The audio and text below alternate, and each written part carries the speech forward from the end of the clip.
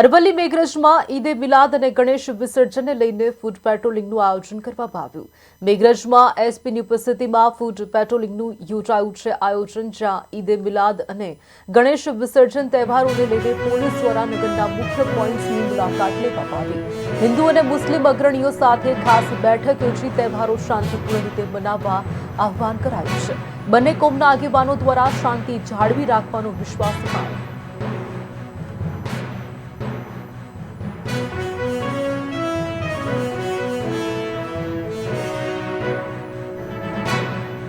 અરવલ્લી જિલ્લા એસપી સાહેબ શ્રી મનોહરસિંહ જાડેજા સાહેબ તથા સ્ટાફ સાથે મેઘરજ ટાઉન વિસ્તારમાં ફૂડ પેટ્રોલિંગનું આયોજન કરવામાં આવેલું હતું.